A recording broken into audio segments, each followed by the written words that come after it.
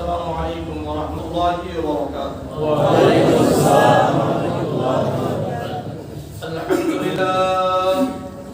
الحمد لله الذي خلق السماوات والأرض وما بينهما وما تحت الثرى وخلق الإنسان من سلالة من طين وخلق الإنسان في أحسن تقويم وجعل لنا أمة محمد صلى الله عليه وسلم وجعل لنا خير أمة محمد صلى الله عليه وسلم.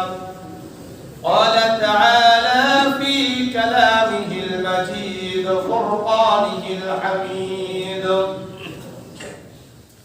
وإذ قال إبراهيم لأبيه آزر أتتخذ أصناما آلهة إني أراك وقومك في ضلال مبين.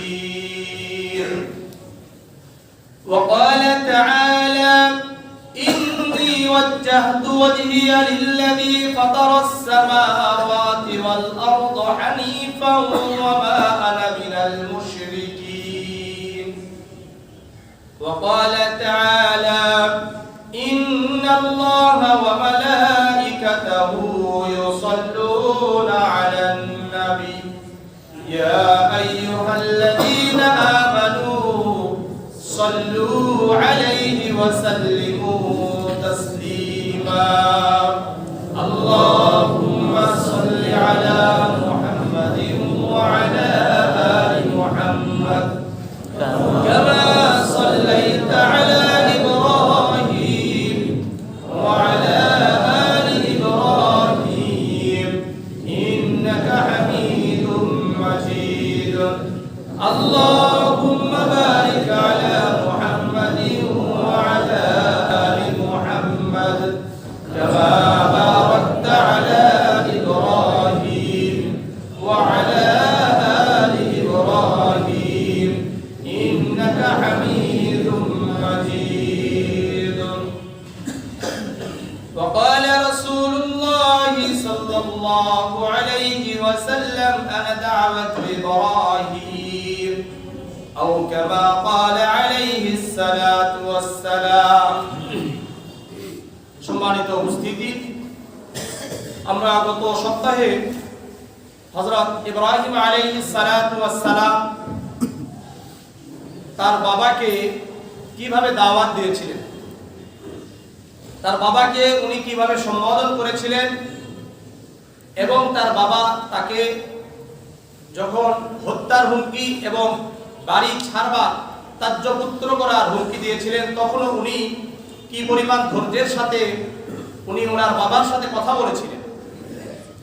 এবং গত সপ্তাহে আমি আপনাদেরকে বলেছিলাম যে ইব্রাহিম আলাইহিস সালাতু ওয়াস সালাম তার বাবাকে একটি কথা বলেছেন: ওয়াইদ ক্বালা ইব্রাহিমু লিআবিহি আযার আতাত্তাখিযু আসনামান আলিহা ইন্নী আরাকা ওয়া কওমাকা ফি দালালিম মুবিন।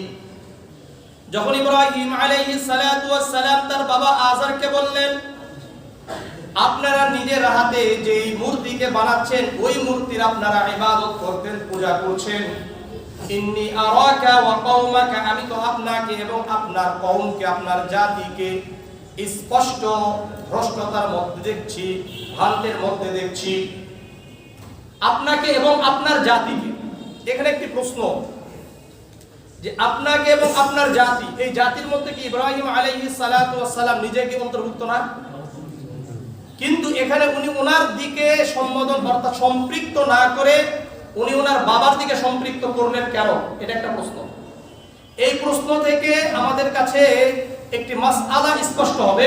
মাসআলাটা হলো, যখন দেশগতভাবে, রাষ্ট্রীয়ভাবে, বংশগতভাবে সংস্কৃতি, বিশ্বাস, জাতীয়তাবাদ, জাতীয়তা যখন আপনার ধর্মের বিরুদ্ধে, আপনার দ্বীনের বিরুদ্ধে চলে যাবে, ওই সময় দেশের যেই ধর্ম, দেশের যে জাতীয়তা, বংশের যে জাতীয়তা থাকবে, এটা প্রত্যাখ্যিত হবে এবং একমাত্র আমল করতে হবে তার ধর্মের যে জাতীয়তা, সেই জাতীয়তার উপরে। বুঝেন বিষয়টা? যখন ইব্রাহিম আলাইহিস সালাতু ওয়াস সালাম দেখলেন যে তার বংশের সাথে তার ধর্মের মিল নাই, তার দ্বীনের মিল নাই, তার জাতীয়তার মিল নাই, তখন উনি আর নিজের দিকে উনার জাতিকে কি করলেন না, সম্পৃক্ত করলেন না। তখন উনি তার বাবার দিকে তার জাতিকে সম্পৃক্ত করলেন আর নিজে বললেন, আমি বারিউম মিনাল মুশরিকিন, আমি তোমাদের থেকে মুক্ত এবং তোমরা যাদের পূজা করছো, শিরক করছো, তাদের থেকেও আমি মুক্ত। ঠিক তেমনি ভাবে আজকে যদি দেখা যায় আমাদের দেশের কোনো সংস্কৃতি ইসলামের সাথে সাংঘর্ষিক হয়, তাহলে ওই সংস্কৃতিকে আমাদেরকে প্রত্যাখ্যান করতে হবে, বর্জন করতে হবে। আমার বংশগতভাবে যদি কোনো বিশ্বাস আমার ইসলামের সাথে সাংঘর্ষিক হয়ে যায়, মুসলিম জাতির সাথে সাংঘর্ষিক হয়, তাহলে আমার বংশের ওই সংস্কৃতি, ওই সভ্যতা, ওই জাতীয়তা, ওই বিশ্বাসকে আমাদেরকে প্রত্যাখ্যান করতে হবে। এটা কোরআনের এই আয়াত থেকে স্পষ্ট। আবারও বুঝেন, নিজের দিকে কি করেন নাই, সম্পৃক্ত করেন নাই। কার দিকে করেছেন? বাবার দিকে। মূল উদ্দেশ্য কি? আপনারা ভ্রান্ত, আপনার স্বজাতি ভ্রান্ত, কিন্তু আমি কি আছি? পরিষ্কার, পবিত্র, মুক্ত আছি। এই জন্য দ্বিজাতি তত্ত্ব যেটা আছে, এটা কি সঠিক না বেঠিক? বেঠিক। দ্বিজাতি যেটা তত্ত্ব, এটা কি সঠিক না বেঠিক? বেঠিক। আল্লাহ তাআলা আমাদেরকে হেফাজত করেন। এই জন্য আপনি বলবেন এটা বাঙালি সংস্কৃতি, এই জন্য আমাদেরকে মানতে হবে। কোরআনের এই আয়াত থেকে স্পষ্ট হয় আল্লাহ বলেছেন যে মানা যাবে না। কে বলেছেন? আল্লাহ। আল্লাহ বলেছেন আপনাদের কথা মানা যাবে না, আল্লাহর কথা মানবো। আল্লাহ। আমরা কাদের কথা মানবো? আল্লাহ। না আমাদের বাংলাদেশের বুদ্ধিজীবীদের? আল্লাহ। বুদ্ধিজীবীদের কি যে অবস্থা, এটা তো আব্বাসের কাছে স্পষ্ট হয়েছে। ঠিক। আপনারা কত বুঝেন আর বায়োলজি কত বুঝেন, এটা জাফরুল্লাহ চৌধুরী সাহেব স্পষ্ট হয়ে গেছে। ঠিক। যে আমরা বায়োলজি কি বুঝি, কথা বুঝেন নাই। উলামায়ে কিরামদের সাথে বসেন। এইজন্য ঢাকা বিশ্ববিদ্যালয়ের প্রফেসর সালিমুল্লাহ খান স্যার উনি বলছিলেন, আপনারা যে উলামায়ে কিরামদেরকে নিয়ে শুধুমাত্র বলেন যে এরা মূর্খ মূর্খ, একদিন বসে দেখেন আপনারা 10 জন বসবেন আর একজন ভালো আলেমের সাথে বসেন, দৌড়ে ধনুষ পাবেন না। এই জন্য দেখা গেছে শাহরিয়ার কবির সাহেবও যাওয়ার জন্য ব্যস্ত হয়ে পড়েছিলেন। জাফরুল্লাহ সাহেব বলতেছেন যে আমি বসে থাকতে পারতাছি না। আল্লাহ তাআলা হেফাজত করেন। আমিন। এইজন্য উলামায়ে কেরামরা কতটুকু পড়াশোনা করে, সেই ফজরের সময় উঠে সারা দিন পড়াশোনা করে, আর আপনারা আড্ডাবাজি করে সময় নষ্ট করেন। কথা বুঝেন না? কোরআন হাদিসকে ভালো করে বুঝেন। একটা কথা মনে রাখবেন, আমরা বিজ্ঞান দিয়ে কোরআন হাদিসকে জাস্টিফাই করব না, কোরআন হাদিস দিয়ে আমরা বিজ্ঞানকে জাস্টিফাই করব। কোরআন হাদিসকে আল্লাহ রাব্বুল আলামিন কোরআনে বলেই দিয়েছেন, ওয়ানাজ্জালনা আলাইকা তিবয়ানাল লিকুল্লি শাই। দুনিয়াতে যত জিনিস রয়েছে, যত সমস্যা রয়েছে, সকল সমস্যার সমাধান আল্লাহ রাব্বুল আলামিন এই কোরআনের মধ্যে দিয়েছেন। বলেন সুবহানাল্লাহ। এই জন্য আলেমের মতো হইলে অবশ্যই পুরো দুনিয়া তাদের কাছে মাথা নত হতে বাধ্য। এই মাথা নত তারা আবার সেজদা বুঝেন না। হুজুর মাথা মতো করলেন, মাথা মতো তার ওটার উদ্দেশ্য হয়, মানে তারা ভুল স্বীকার করবে, তারা বলবে যে না আসলেই ঠিক। আলহামদুলিল্লাহ, আমি তো ডক্টর জাফরুল্লাহ চৌধুরী সাহেবকে ধন্যবাদ জানাই। উনি শেষ মুহূর্তে উনি অনেক কিছুই স্বীকার করে গেছেন এবং বুঝছেন এবং বলেছেন যে আমি আসলে জানার জন্য প্রশ্ন করেছি, আমি আসলে এটা আসলে সংশয় ছিল, যেগুলো প্রশ্ন করেছেন এগুলো সবগুলোই সংশয়। যারা শুনেছেন তারা বুঝছেন। আল্লাহ তাআলা সবাইকে বুঝার তৌফিক দান করুন। আমিন। ওনারা তো মনে করেন যে উলামায়ে কেরামরা কিছুই জানে না দুনিয়ায়, সব আমরা জানি। আল্লাহ তাআলা হেফাজত করেন। আমিন। ইব্রাহিম আলাইহিস সালাতু ওয়াস সালাম, গত সপ্তাহে আরেকটি কথা বলেছিলাম যে ইব্রাহিম আলাইহিস সালাতু ওয়াস সালামের যুগে একটি হলো মূর্তি পূজা ছিল, আরেকটি নক্ষত্র, চন্দ্র এবং সূর্য পূজা ছিল। ইব্রাহিম আলাইহিস সালাতু ওয়াস সালাম মূর্তি পূজকদের সাথে মূর্তি পূজার বিরোধিতা যেভাবে করেছেন, কিন্তু চন্দ্র পূজা নক্ষত্র পূজা মানে তারার পূজা এবং সূর্য পূজারীদের সাথে তেমন আচরণ করেন নাই। অর্থাৎ ওখানে বলেছেন যে এগুলো একেবারেই ভ্রান্ত, মূর্তি পূজা যারা করছে একেবারে কি ভ্রান্ত, কারণ তোমরা নিজের হাতে বানাও, আবার নিজের হাতে কি করো, এগুলোকে পূজা করো। ওয়ালা ইয়ানফাউ ওয়ালা ইউবসিরু ওয়ালা ইউগনি আনকা শাইআ, দেখাও না, শোনেও না, আবার তোমাদের উপকারেও আসে না, কোনো কাজ নাই। কিন্তু সূর্যের ব্যাপারে, চন্দ্রের ব্যাপারে, তারকের ব্যাপারে এই কথা বলার সুযোগ নাই, কারণ স্পষ্ট না। কারণ সূর্য আলো দিচ্ছে, চন্দ্র আলো দিচ্ছে, তারকা আলো দিচ্ছে, এরা বিশাল বড়, এটা কি ছোট নাকি? আপনাদের কি মনে হয় ছোট? কোনটাই ছোট নয়। আপনারা এই জায়গাতে আছেন, এটা কি ধামসরা ইউনিয়ন নয়? আপনাদেরকে একটা হিসাব দিই, আমরা কত ছোট, কত নগণ্য, এটা কি ধামসরা ইউনিয়ন নয়? এই ধামসরা ইউনিয়নের বর্গমাইল কত জানেন? 32.77। এটা আছে কোথায়? আশুলিয়া থানার মধ্যে না? আশুলিয়া থানা হলো 147.63। এই আশুলিয়া থানা ঢাকার মধ্যে আছে। ঢাকা হলো 1463.60। কথা বুঝছেন? আর এই ঢাকাটা আছে বাংলাদেশের মধ্যে। এই বাংলাদেশ আমরা আগে জানি 1,47,570 বর্গ কিলোমিটার, কিন্তু সমুদ্র জয় করছেন আমাদের মাননীয় প্রধানমন্ত্রী। এখান থেকে পেয়েছেন কত? 28,468 বর্গ কিলোমিটার, এবং মায়ানমার থেকে পেয়েছেন 70,000 বর্গ কিলোমিটার। এই হিসাব করে দেখা যায় বর্তমান আমাদের বাংলাদেশের সীমানা হলো, বর্গ মাইল হলো 2 লক্ষ, কত বলেন? 2,47,677 বর্গ কিলোমিটার। এটা হলো বাংলাদেশ, তাই না? এই বাংলাদেশ আছে হলো এশিয়া মহাদেশের মধ্যে। কোন জায়গায়? এশিয়া মহাদেশ। বিশ্বের ভিতরে কয়টা মহাদেশ আছে? 7টা। 7টার মধ্যে সবচেয়ে বড় মহাদেশ এশিয়া মহাদেশ। এর মধ্যে আছে হলো 47টা দেশ। কয়টা? 47টা দেশ। এই এশিয়া মহাদেশের বর্গ কিলোমিটার কত? 43 কোটি। কত বলেন? 43 কোটি 8 লক্ষ। কত বলেন? 8 লক্ষ 20,000 বর্গ কিলোমিটার। এরপরে আছে হলো আফ্রিকা মহাদেশ। আফ্রিকা মহাদেশ 3 কোটি। কত বলেন? 3 কোটি 37 লক্ষ বর্গ কিলোমিটার। এখানে 54টা দেশ আছে। এরপরে আসেন উত্তর আমেরিকা, 2 কোটি 44 লক্ষ 90,000 বর্গ কিলোমিটার। এখানে আছে হলো 12টা দেশ। দক্ষিণ আমেরিকা, এখানে আছে 1 লক্ষ 78 লক্ষ 1 কোটি 78 লক্ষ 40,000 বর্গ কিলোমিটার। এখানে আছে হলো 23টা দেশ। এরপরে আছে হলো আন্টার্কটিকা, এটা হলো 1 কোটি 37 লক্ষ 40,000 বর্গ কিলোমিটার। এখানে আর অন্য কোনো দেশ নাই, এটাই একটা দেশ। অর্থাৎ এখানে মাত্র 4,000 সামথিং প্লাস কিছু মানুষ থাকে।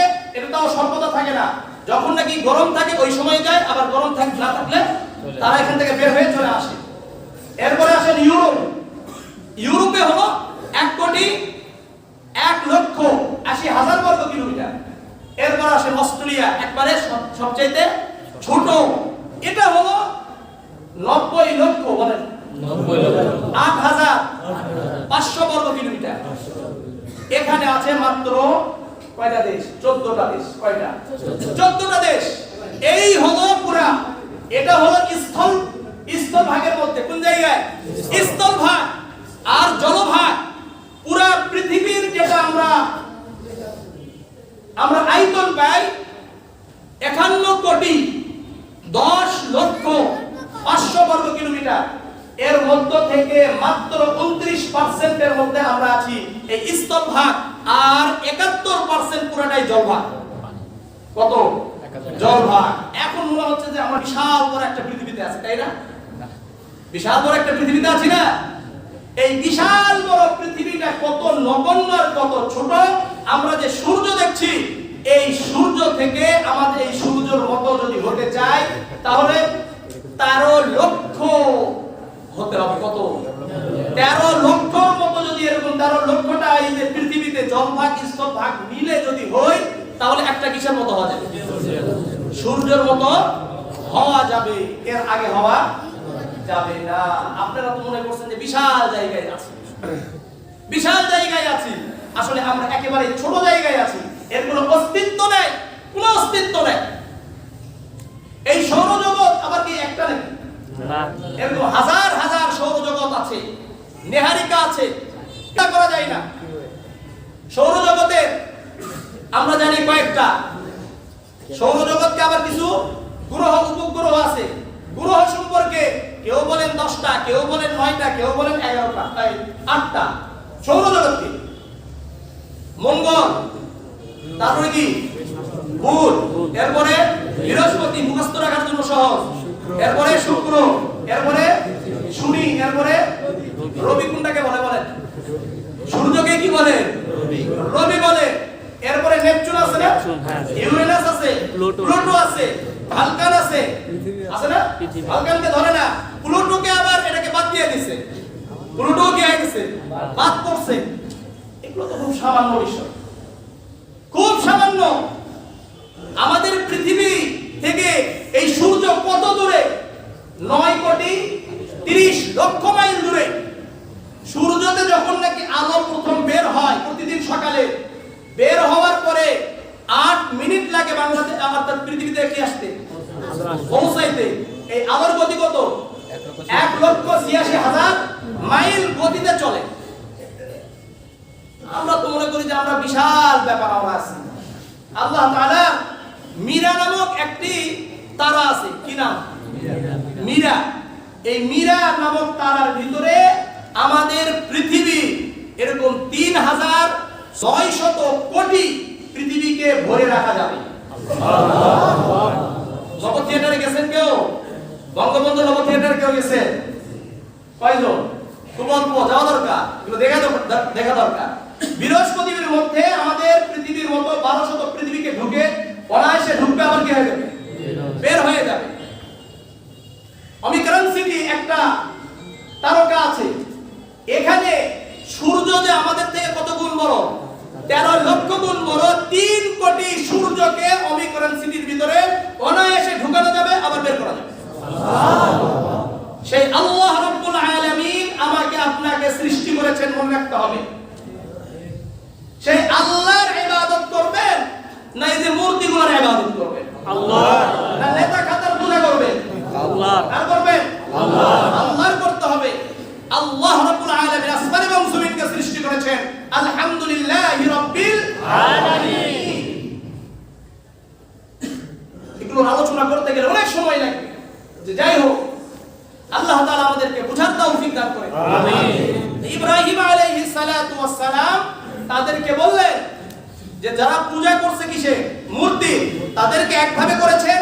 আর যারা নাকি তারকা পূজা করত, এরপরে সূর্য পূজা, চন্দ্র পূজা করেছে, তাদের সাথে ইব্রাহিম আলাইহিস সালাতু ওয়াস সালামের নমনীয়তা, ইব্রাহিম আলাইহিস সালাতু ওয়াস সালামের কৌশল ছিল ভিন্ন। কি কৌশল ছিল? ইব্রাহিম আলাইহিস সালাতু ওয়াস সালাম একদিন রাতে সন্ধ্যার পরে তার কওমের সাথে দাঁড়িয়ে আছেন, হঠাৎ দেখলেন যে তারকা উঠছে। কি? তারা উঠছে, ঝিলমিল ঝিলমিল করছে। ইব্রাহিম আলাইহিস সালাতু ওয়াস সালাম কৌশল অবলম্বন করলেন। ফালাম্মা জান্না আলাইহিল লাইলু রাআ কাওকাবা ক্বালা হাযা রাব্বি ফালাম্মা আফলা ক্বালা লা উহিব্বুল আফিলিন। আল্লাহু আকবার। ইব্রাহিম আলাইহিস সালাতু ওয়াস সালাম যখন দেখলেন রাত হয়ে গেল, অন্ধকারাচ্ছন্ন হয়ে গেল, সন্ধ্যা হয়ে গেছে, তারা উঠেছে, ইব্রাহিম আলাইহিস সালাতু ওয়াস সালাম তার কওমকে, তার জাতিকে, যাদের সাথে সে বড় হয়ে উঠেছেন, যাদেরকে উনি দাওয়াত দিচ্ছেন, বললেন যে দেখো ভাই, ওই যে তারা, ক্বালা হাযা রাব্বি, এটা আমার রব, এটা আমার পালনকর্তা। ফালাম্মা আফলা ক্বালা লা উহিব্বুল আফিলিন। ইব্রাহিম আলাইহিস সালাতু ওয়াস সালাম একটি কৌশল অবলম্বন করলেন, এটা আমার রব, এটা আমার পালনকর্তা। এর কিছুক্ষণ পরে আবার এর আসল ঘটনা, আসল স্বরূপ উদ্ঘাটন হবে।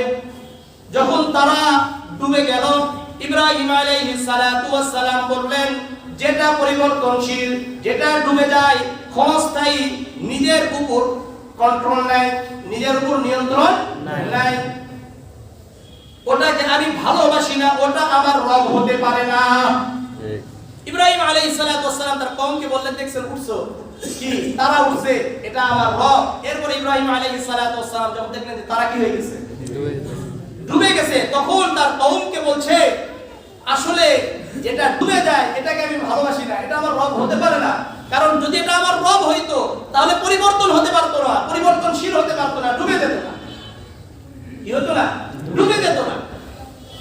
ইব্রাহিম আলাইহিস সালাতু ওয়াস সালাম আরেকদিন আরেক রাতে আবার তার কওমদেরকে নিয়ে দাঁড়িয়ে গেলেন আর বললেন, ফালাম্মা জান্না আলাইহিল লাইল রাআ কাওকাবা ক্বালা হাযা রাব্বি ফালাম্মা আফলা ক্বালা লা উহিব্বুল আফিলিন ফালাম্মা রাআল কমারা বাযিগান ক্বালা হাযা রাব্বি।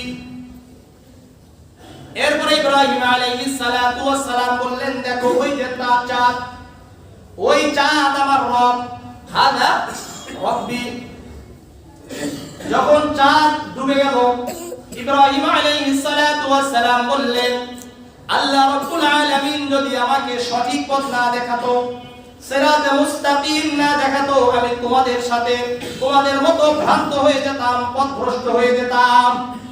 আল্লাহ রাব্বুল আলামিন আমাকে পথ দেখিয়ে আমাকে বাঁচিয়েছেন। এই তারকার পূজা থেকে আল্লাহ তাআলা আমাকে বাঁচিয়েছেন, তারার পূজা থেকে আল্লাহ তাআলা বাঁচিয়েছেন, চাঁদের পূজা থেকে আল্লাহ তাআলা আমাকে বাঁচিয়েছেন।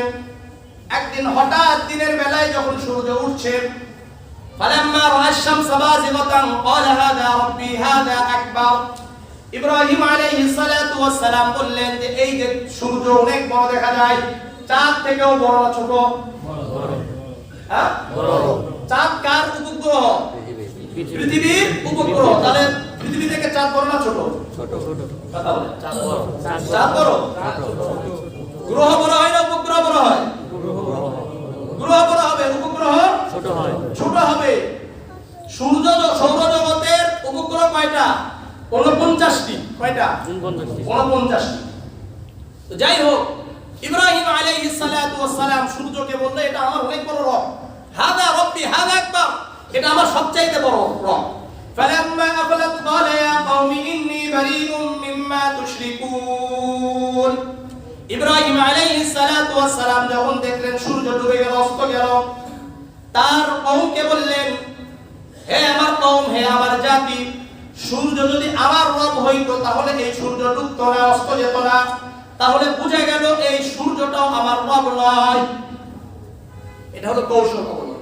এটা কি কৌশল অবলম্বন? এখানে আরেকটা কৌশল। কৌশলটা কি? উনি প্রত্যেকটা জায়গায় নিজের দিকে বলেছেন, এটা আমার রব, আমি এটা পছন্দ করি না, এটা আমার রব, এটা আমার ভালো লাগে না, এটা আমার রব, এটা আমার ভালো লাগে না। এর কারণটা কি? যখন আমি কাউকে দাওয়াত দিব, যখন আপনি কাউকে কিছু বলবো, তখন খারাপটা নিজের দিকে সম্বোধন করা দরকার। আমরা আমল করতে পারি না, আমি করতে পারি না, আমি খারাপ কাজ করছি, আমরা খারাপ কাজ করছি, তখন যারা সামনে থাকবেন তারা কষ্ট কম পাবেন, মানে কষ্ট পাবেন না। তখন মনে করবেন যিনি বক্তা উনি নিজেকেই কি করছেন? সম্বোধন করছেন, নিজেকেই উনি দোষারোপ করছেন। তখন যারা শ্রোতা থাকবে তারা কি থাকবেন? এইভাবে কষ্ট নেবেন না। আর যখন শ্রোতাদেরকে বলবেন আপনারা করেন না, আপনারা এই খারাপ কাজ করেন, ওই খারাপ কাজ করেন, তখন বলবে হুজুর ওরা খুব ভালো। আছে কি না? আছে। এটা হলো ইব্রাহিম আলাইহিস সালাতু ওয়াস সালামের দাওয়াতের কৌশল। ইব্রাহিম আলাইহিস সালাতু ওয়াস সালাম পুরো কৌশলটা অবলম্বন করে কার দিকে সম্বোধন করেছেন? সব নিজের দিকে। ক্বালা ইয়া কওমি ইন্নী বারীউম মিম্মা তুশরিকুন। আমি পবিত্র, তোমরা যা উপাসনা করো, যাদের উপাসনা করো, এই সব কিছু শিরক থেকে আমি পবিত্র। এটা কে বলছে? নিজে। এখন তোমাদের যদি ভালো লাগে আমার দিকে আসো, না ভালো লাগলে এটা তোমাদের ব্যাপার। দাওয়াত দেওয়া কাদের কাজ? আমাদের কাজ। মেহনত করা কাদের কাজ? আমাদের কাজ। আমরা মানুষকে বারবার দাওয়াত দিব, কাজটা আমাদের। কিন্তু দাওয়াত দেওয়ার ক্ষেত্রে অবশ্যই কি করতে হবে? নমনীয়তা প্রকাশ করতে হবে। কি করতে হবে? নমনীয়তা প্রকাশ করতে হবে। এখানে দুটো বিষয়। একটি হলো যখন আমরা দাওয়াত দিব কৌশল অবলম্বন করতে হবে। এইজন্য কোরআনের আরেক জায়গায় বলেছেন, কুল হাদিহি সাবিলি আদউ ইলাল্লাহি আলা বাসীরাতিন আনা ওয়া মান ইত্তাবা'আনি। যারা সংস্কারক হবে, ইমাম হবে, আলেম হবে, যারা দাঈ হবে, যারা মানুষদেরকে ইসলামের দিকে আহ্বান করবে, কুল হাদিহি হাযিহি সাবিলি আদউ ইলাল্লাহ আলা বাসীরাতিন আনা ওয়া মান ইত্তাবা'আনি। বাসীরাতের সাথে, প্রজ্ঞার সাথে, কৌশলের সাথে মানুষদেরকে আল্লাহ তাআলার দিকে দাওয়াত দিতে হবে, কৌশল অবলম্বন করতে হবে। আমাদের মাঝে কৌশল আছে কি নাই? নাই। কি কৌশল? এ নামাজ পড়ে নেই মানে তুই খারাপ, আছে কি নাই? আছে। আমি একমাত্র ভালো দুনিয়ার মধ্যে, আর সব খারাপ, আছে কি নাই? আছে। আবার যে যে দল করে এই দল ভালো আর বাকি সব খারাপ। সব খারাপ। নামাজ কিন্তু সবাই পড়ছে, কিন্তু খালি কি নাই? আমার সাথে বসে না, আমার সাথে নাই কেন? এই কারণে সবাই খারাপ। এরকম আছে কি নাই? আছে। এগুলো সবাই জানেন, আমিও জানি, সবাই বুঝেন। এইরকম যদি মন মানসিকতা থাকে তাহলে আপনাকে দায়ী হওয়া লাগবে না। আপনার আলেম হওয়ার দরকার নেই, আপনার ইমাম হওয়ার দরকার নেই। আপনি বসে বসে নিজে নিজে আমল করেন। কারণ আপনি যদি কঠোর হন, আপনি যদি কর্কশভাষী হন, তাহলে আপনার দ্বারা, আমার দ্বারা, আমি যদি কর্কশভাষী হই, আমার যদি খালি মস্তিষ্ক কি বিগড়ে থাকে, মানুষের সাথে আচরণ খারাপ করি, তাহলে ইমাম হওয়ার চেয়ে মুক্তাদি হয়ে চলা আমার জন্য কি ভালো, এবং আপনাদের জন্য ভালো, পৃথিবীর জন্য ভালো, উম্মতের জন্য ভালো। কারণ কি, আমি যদি কর্কশভাষী হই, আমি যদি খারাপ আচরণ করি, তাহলে প্রভাব পড়বে কোন ইমামরা এমনই, আলেমরা এমনই হয়। এটার দ্বারা ইসলামের ক্ষতি হলো কি হলো না? হ্যাঁ, ইসলামের ক্ষতি হয়েছে কি হয় নাই? এই জন্য আমি অনেক সময় বলি যে আপনি যদি আলেম না হন, আপনি যদি ইসলামের দাওয়াত না দেন, আপনি যদি জিকির না করেন, কিন্তু আপনি জিকিরের হালকায় গিয়ে, আপনি দাওয়াতের তাবলীগে গিয়ে, আপনি আলেম হয়ে আপনি বিভিন্ন মেহনতের সাথে যুক্ত হয়ে আপনার খারাপ আচরণের কারণে ওই জাতি, ওই কাজের কি হলো? ক্ষতি হলো। ওই কাজের কি হয়েছে? ক্ষতি হয়েছে। যেমন একজন আলেম খারাপ কাজ করলে কি বলে? আলেমরাই খারাপ, আছে কি না? আছে। একজন ডাক্তার কোন খারাপ কাজ করলে ডাক্তারই খারাপ। আসলে ডাক্তার ছাড়া আপনি চলতে পারবেন না, ইঞ্জিনিয়ার ছাড়া চলা যাবে না। হ্যাঁ, কিন্তু এই আলেমের কারণে পুরো আলেম জাতির কি হলো? কলঙ্ক হলো কি, মানে ক্ষতি হলো কি না? ঠিক তেমনি ভাবে একজন ডাক্তার খারাপ কাজ করলে ডাক্তারদের ক্ষতি হয়, একজন পুলিশ খারাপ কাজ করলে পুলিশের ক্ষতি হয়, একজন চেয়ারম্যান চুরি করলে চেয়ারম্যানদের ক্ষতি। কিন্তু সব চেয়ারম্যান কি খারাপ? সব এমপি কি খারাপ? সব মন্ত্রী কি খারাপ? সব জায়গায় ভালো আছে কি নাই? আছে। কিন্তু আপনার কারণে ওই জাতি কি হলো? ক্ষতিগ্রস্ত হলো।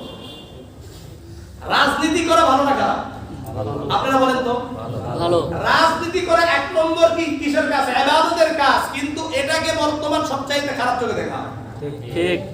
কারণ রাসূল করিম সাল্লাল্লাহু আলাইহি ওয়াসাল্লাম দুনিয়াতে নাম্বার 1 রাজনীতিবিদ ছিলেন। ঠিক। ছিলেন কি ছিলেন না? ছিলেন। পলিটিশিয়ান ছিলেন না? জি। রাষ্ট্রনায়ক কে ছিলেন? রাসূল করিম সাল্লাল্লাহু আলাইহি ওয়াসাল্লাম সর্বশ্রেষ্ঠ রাজনীতিবিদ ছিলেন, শ্রেষ্ঠ রাষ্ট্রনায়ক ছিলেন। এই জায়গাগুলো আমরা নষ্ট করেছি কি করি নাই? তো যাই হোক, আমি আপনাদেরকে মূল বুঝাইতে চাচ্ছি, আমরা যে মেহনতগুলো করব, আমরা যে মানুষদেরকে বলবো, আগে নিজেকে কি করতে হবে? আত্মশুদ্ধি করতে হবে। কেমন আত্মশুদ্ধি করতে হবে? আমরা কোরআনের আরেক আয়াত থেকে নিচ্ছি। আল্লাহ রাব্বুল আলামিন রাসূল করিম সাল্লাল্লাহু আলাইহি ওয়াসাল্লামকে কয়েকটি আদেশ করলেন, কয়েকটি বিষয় রাসূল করিম সাল্লাল্লাহু আলাইহি ওয়াসাল্লাম সম্পর্কে বললেন। আসলে রাসূলকে বোঝানোর উদ্দেশ্য নয়, মূল উদ্দেশ্য হলো কিয়ামত পর্যন্ত যত দাঈ আসবে, যত আলেম আসবে, যত ইমাম আসবে, যত স্কলাররা আসবে, মানুষদেরকে ভালো কাজের কথা বলবে, তাদের এই বৈশিষ্ট্যগুলো অর্জন করা দরকার। এই বৈশিষ্ট্যগুলো তাদের জীবনে থাকতে হবে। এটা আল্লাহ তাআলার বোঝানোর মূল উদ্দেশ্য। আল্লাহ রাব্বুল আলামিন বলেন, ফাবিমা রাহমাতিম মিনাল্লাহি লিনতা লাহুম ওয়ালাউ কুনতা ফাযযান গালিযাল কলবি লানফাদ্দু মিন হাওলিক ফা'ফু আনহুম ওয়াস্তাগফির লাহুম ওয়াশাওিরহুম ফিল আমরি ফাইযা আযামতা ফাতাওয়াক্কাল আলাল্লাহ ইন্নাল্লাহা ইউহিব্বুল মুতাওয়াক্কিলিন। আল্লাহ রাব্বুল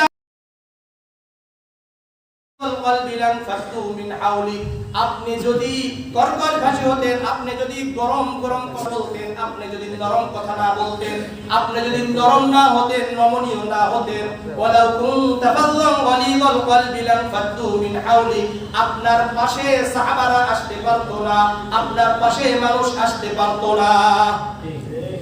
আপনি যদি কর্কশ ভাষায় কথা বলতেন, আপনি যদি খারাপ আচরণ করতেন, আপনি যদি হয়ে যেতেন, আপনার যদি ব্রেন যদি কি থাকতো, সব সময় গরম থাকতো, রাগ হয়ে যেতেন, কর্কশ ভাষায় কথা বলতেন, মেজাজ সব সময় গরম, এরকম আছে কি নাই? আছে। হ্যাঁ আছে। সব সময় মেজাজ দেখায়, এরকম আছে কি নাই? আছে। যদি এমন হইতো, আল্লাহ রাব্বুল আলামিন বলেন, হে নবী, আপনার পাশে মানুষ আসতে পারতো না, তাহলে বুঝা গেল এক নম্বর সিফত হতে হবে কি? এক নম্বর গুণ কি থাকতে হবে? জোরে বলেন। নমনীয়তা, নম্রতা, ভদ্রতা, নরম হতে হবে, অন্তরকে একেবারে নরম করে ফেলতে হবে। কারো ব্যাপারে কি করা যাবে না? সমালোচনা করা যাবে না। সমালোচনা করা যাবে, কর্কশ ভাষায় কথা বলা যাবে না, রাগান্বিত হয়ে কথা বলা যাবে না। আল্লাহ রাব্বুল আলামিন আমার আপনার হাবিব মুহাম্মদুর রাসূলুল্লাহ সাল্লাল্লাহু আলাইহি ওয়াসাল্লামকে সম্পর্কে বললেন, আপনাকে আমি নরম করে দিয়েছি, আপনার অন্তরকে আমি নরম করে দিয়েছি। দ্বিতীয় নাম্বার হলো ফাফু আনহুম, আপনার সাথে যারা কাজ করবে অনেক ভুল করবে, এমন এমন প্রশ্ন করবে যে প্রশ্নের কারণে আপনি রাগ হয়ে যাবেন।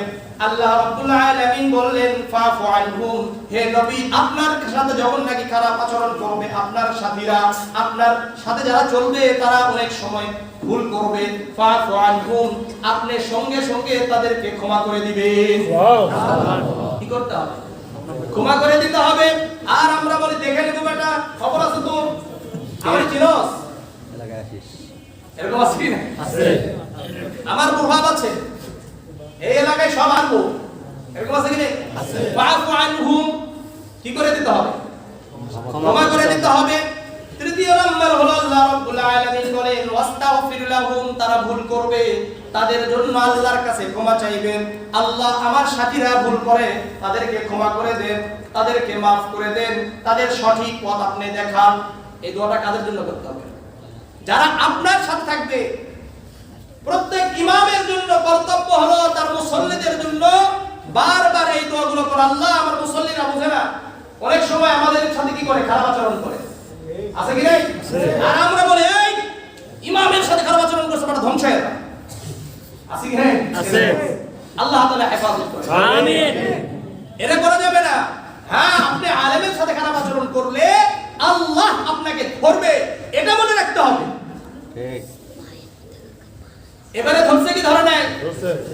যারা হাত ভেঙে দিতে চেয়েছে, তারাই কিন্তু আদালতের সামনে হাত জোর করে বলছে আমাকে maaf করে দেন। আছে কি নাই? আছে। যারা উলামায়ে কেরামদেরকে দেশে থাকতে দিবে না বলেছে, তাদেরকে কিন্তু তাদের দলের লোকরাই আবার তাদের ফেস্টুনগুলোকে মুশকত্তরিকা বানিয়ে বানিয়ে আবার কি করেছে? আগুন জ্বালিয়ে দিয়েছে। এরকম আছে কি না? আছে। আবার যারা নাকি বেশি বেশি বলেছে উলামায়ে কেরাম কি জানে আলিফ বা তা সা পিটাইয়া শিখাইছে, আল্লাহ রাব্বুল আলামিন কিন্তু তাদের দুর্নীতিগুলো বের করে দিয়েছে তাদের মাধ্যমে। কিন্তু কিছুদিন আগের কথা, অনেক দিনের কথা নয়। এই জন্য মনে রাখতে হবে, উলামায়ে কেরামদের বিরুদ্ধে কথা বলবেন, আলেমদের বিরুদ্ধে কথা বলবেন, আল্লাহ ওয়ালাদের বিরুদ্ধে কথা বলবেন, কোরআন ওয়ালাদের বিরুদ্ধে কথা বলবেন, ইসলামের বিরুদ্ধে কথা বলবেন। আল্লাহ রাব্বুল আলামিন দুনিয়াতেই কিন্তু আপনাদেরকে আমাকে অপমানিত করবে। আর যদি উলামায়ে কেরামদের আল্লাহ ওয়ালাদেরকে সম্মান করি, কোরআনকে সম্মান করি, ইসলামকে সম্মান করি, ইসলামের যারা দাওয়াত দিচ্ছেন তাদেরকে সম্মান করি, যারা জিকির করে তাদেরকে সম্মান করি, আল্লাহ রাব্বুল আলামিন অবশ্যই অবশ্যই দুনিয়াতে আপনাকে আমাকে সম্মানিত করবে। ঠিক। সম্মানিত করেন কি করেন না? করেন। দেখেন যারা সম্মান করে তাদের সম্মান আছে কি না? আছে।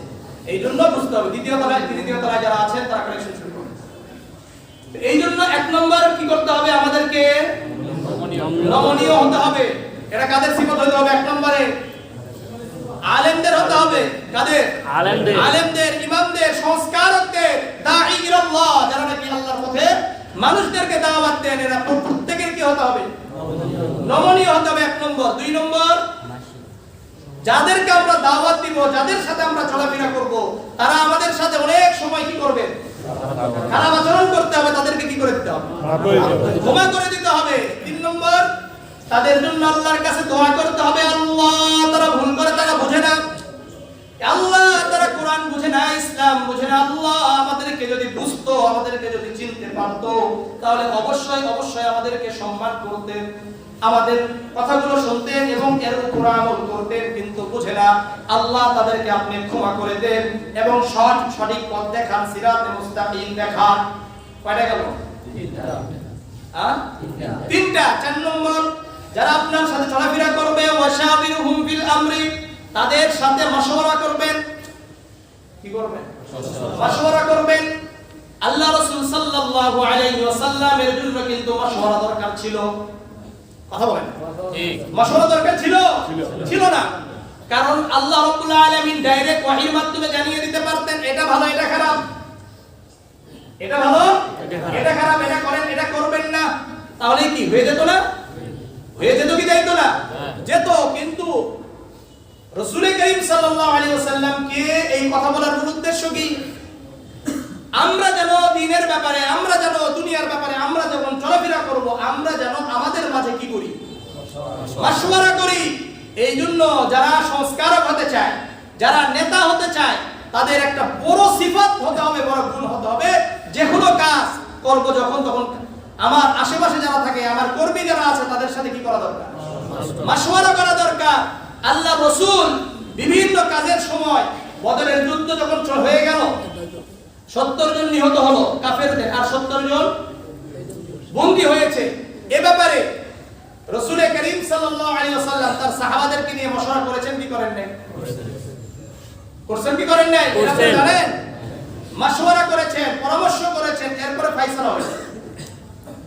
এরপরে রাসূল করিম সাল্লাল্লাহু আলাইহি সাল্লামের প্রিয়তমা স্ত্রী আয়েশা রাদিয়াল্লাহু তাআলা আনহাকে যখন অপবাদ দেওয়া হলো, তখন আয়েশা রাদিয়াল্লাহু তাআলা আনহাকে সম্পর্কে আল্লাহ রাসূল বললেন যে আমার স্ত্রী তো পবিত্র, এটা আমি জানি, এবং যার সম্পর্কে বলা হচ্ছে, যে পুরুষ সম্পর্কে বলা হচ্ছে, সেও যে এই কাজ করবে না কোনো সময়, এটাও আমি জানি।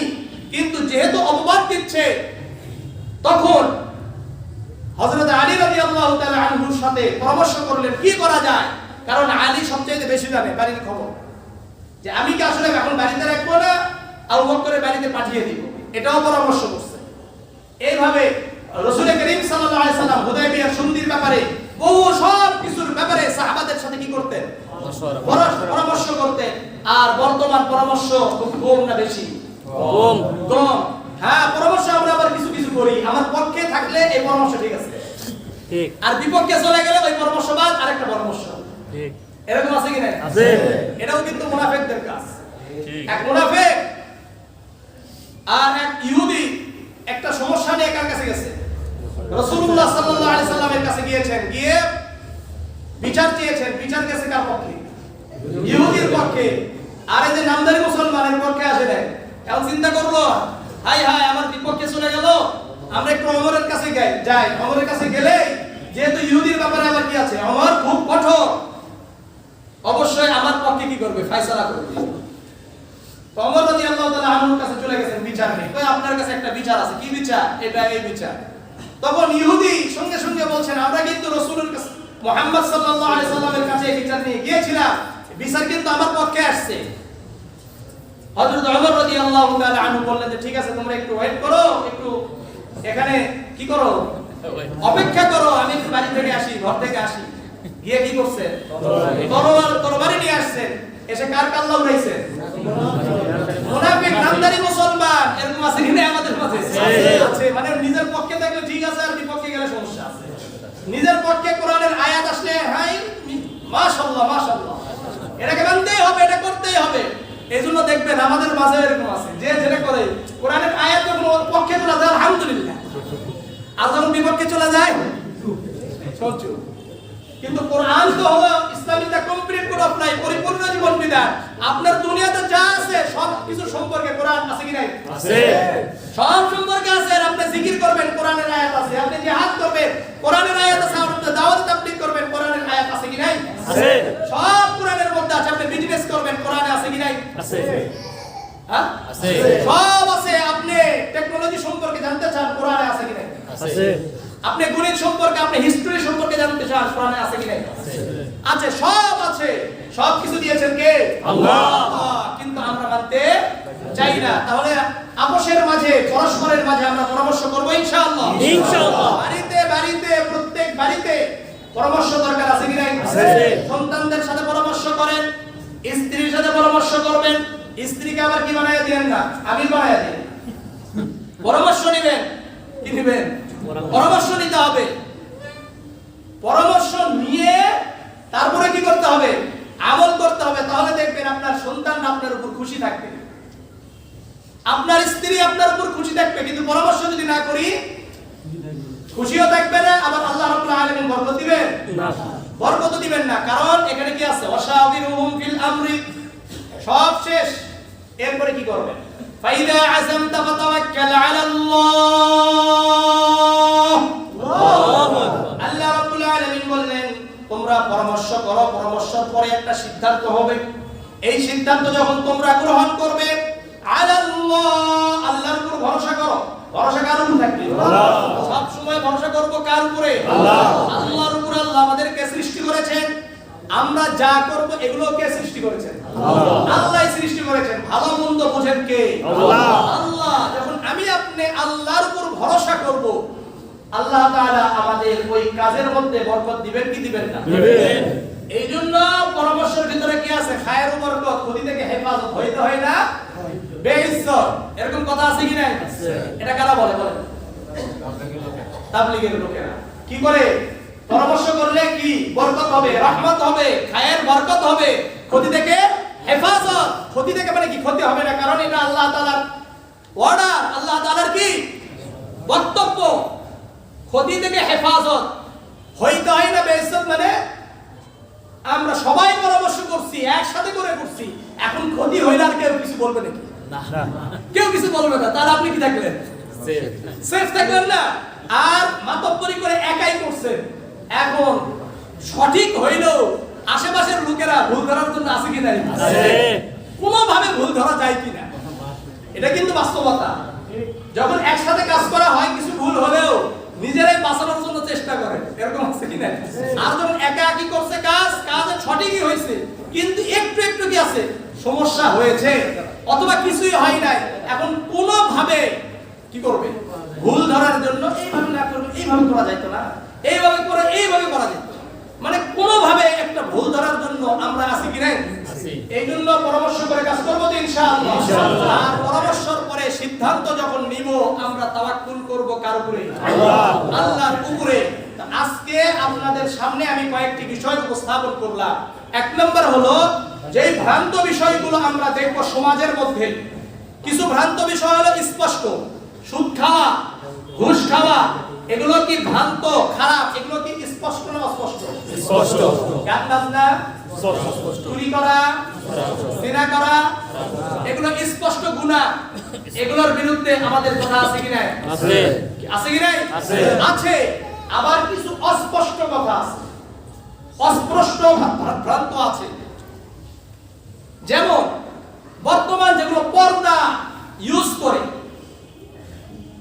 যে বুরকাগুলো পরে, এগুলো দেখতে ভালো লাগছে, কিন্তু আসলে ভিতরগতভাবে যদি চিন্তা করা হয়, তাহলে এটা আসলে বোরকা হয় না, এটা পর্দা হয় না, আসল বোরকা হচ্ছে না। এখন আপনি যদি এর বিরুদ্ধে না, এটা ঠিক না, এরকম বলা যাবে না। বরং সচেতনতা কি করতে হবে? বৃদ্ধি করতে হবে। সাহাবাদের জীবনী পড়িয়ে তাদেরকে শুনাইতে হবে, তাদেরকে পরিবেশ বুঝাইতে হবে যে আসলে আপনারা যেমন করে পড়ছেন এটা বোরকা নয়, বরং আপনার শরীর যেন না বোঝা যায়, এইভাবে আস্তে আস্তে আপনাকে কি করতে হবে? বুঝাইতে হবে। ছেলেদেরকে বুঝান, ওলামায়ে কেরামরা আলোচনা করবে, এটা বুঝিয়ে বুঝিয়ে, না হলে এটা হারাম, এটা হারাম, এটা বলা যাবে না। বরং নাই মামা সে কানা মামা ভালো। এটা তো আগে একবার উলঙ্গ হয়ে চলাফেরা করতো, এখন তো কিছু ঢাকছে, আলহামদুলিল্লাহ। এরপরে আস্তে আস্তে কি করতে হবে? আরো পরিবর্তন। হাঁটি হাঁটি পা পা করে সামনে অগ্রসর হতে হবে, বুঝাইতে হবে। একজন মানুষ নামাজ পড়ে না, একজন মানুষ মদ খায়, একজন মানুষ বিভিন্ন খারাপ কাজ করছে তার কাছাকাছি আপনাকে যেতে হবে, তার সাথে সালাম বিনিময় করতে হবে, আসসালামু আলাইকুম ওয়া রাহমাতুল্লাহ, কেমন আছেন, তার সাথে একটু হাসি ঠাট্টা করেন, একটু হাসেন, হাসার পরে কেমন আছেন, ব্যবসা বাণিজ্য কেমন হচ্ছে, কোথায় যান না যান কিছুই বলেন না, আপনাকে অনেক দিন থেকে দেখি না, 2 দিন আগে দেখা হয়েছে, এরপরেও কি বলতে হবে? অনেক দিন থেকে, মানে অনেক সময় গেছে, 48 ঘন্টা পা, 2 মাস পরে বুঝেন নাই? আপনাকে না দেখলে ভালো লাগে না, চা খাওয়ান, চা পান করেন, যদি না খাইতে চাই আপনাকে খাওয়াবে, আপনিও খান, খেয়ে কথা বলেন, দেখবেন আস্তে আস্তে আপন হবে কি হবে না? এরপরে যখন আপন হবে তার সাথে কথা বলেন, একদিনে আপনি ওনাকে মুমিন বানায় ফেলাবেন, তাহলে তো সমস্যা না। একদিনে ওনাকে আল্লাহর ওলি বানায় ফেলাবেন, সমস্যা আছে কি না?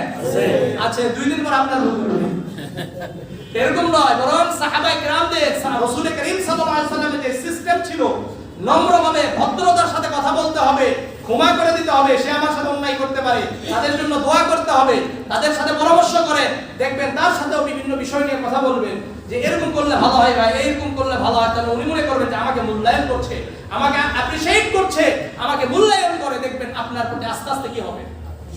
আকৃষ্ট হবে, আপনার দিকে আসবে, তখন আপনি তাকে বলেন, তখন দেখবেন আপনার কথাগুলো মেনে নিবে। করা যাবে ইনশাআল্লাহ? ইনশাআল্লাহ করা যাবে। কারা কারা করবেন না? কারা কারা এখন থেকে ইনশাআল্লাহ নম্র ভদ্রতার সাথে মানুষদেরকে নামাজের দিকে দাওয়াত দিবেন? ইনশাআল্লাহ ইনশাআল্লাহ। নিজেরাই তো নামাজ পড়ি না, অন্যদেরকে কি দাওয়াত দিব? নিজেরাই তো ঠিক না, ঠিক অন্যদেরকে কি দাওয়াত দিবে? হ্যাঁ, দাওয়াত দিলে লাভ আছে। মনে হবে যে আপনি একজনকে যদি বলেন এই কালকে ফজরের নামাজে অবশ্যই থাকতে হবে, আপনাকে যেন দেখতে পায়, তাহলে নিজেও থাকা কি সহজ হবে কিনা? ঠিক হবে কি হবে না? হ্যাঁ, অন্যদেরকে দাওয়াত দিলে নিজে আসা কি সহজ? অন্যদেরকে কোরআনের দাওয়াত দেন, অন্যদেরকে নামাজের দাওয়াত দেন, অন্যদেরকে দাঁড়িয়ে রাখার দাওয়াত দেন, জিকির করার দাওয়াত দেন, তাহলে নিজে এগুলোর উপর আমল করা সহজ কি সহজ নয়? সহজ কি সহজ নয়? এই কাজটা কারা কারা করতে পারবে? নিজে পড়ি না, কিন্তু ইনশাআল্লাহ অন্যদেরকে দাওয়াত দিয়ে তাদের সাথে আসবে, এরকম কে কে আছে? আছেন? আপনার হাত উঠাই না। আল্লাহ তাআলা আমাদের সবাইকে কবুল করেন, আমিন। একসাথে জান্নাতে থাকতে চান, এরকম কারা কারা আছে? সবাই থাকতে চান। তাহলে একভাবে আমল করা দরকার আছে কি নাই? আছে। একভাবে কারা কারা আমল করতে চান? ইনশাআল্লাহ। আমি আজ ফজরের সময় আপনারা আসবেন ইনশাআল্লাহ। আল্লাহ তাআলা সবাইকে কবুল করেন, আমিন। আল্লাহ রাব্বুল আলামিন সবাইকে কবুল করেন, আমিন। আল্লাহ এই পলাশবাড়ির মানুষদেরকে আল্লাহ আপনি কবুল করেন, আমিন। পলাশবাড়ির মানুষেরা আমরা সবাই একসাথে জান্নাতে থাকতে চাই, আল্লাহ আমিন। আমরা নম্র ভদ্র হয়ে চলাফেরা করতে চাই, আল্লাহ আমাদেরকে কবুল করে নেন, আমিন। ভাতৃত্বকে আল্লাহ রাব্বুল আলামিন আপনি মজবুত করে দেন, আমিন। আমাদেরকে ভালোবাসার তৌফিক দান করেন, আমিন। আমাদেরকে শ্রদ্ধা করে বড় মনে করে চলার তৌফিক দান করেন, আমিন। আমাদেরকে ছোট মনে করার তৌফিক দান করেন। আমিন। ওয়া আখিরু দাওয়ানা আলহামদুলিল্লাহি রাব্বিল আলামিন। যারা সুন্নাত করেন ইনশাআল্লাহ জাযা কাছে নামাজ পড়েন।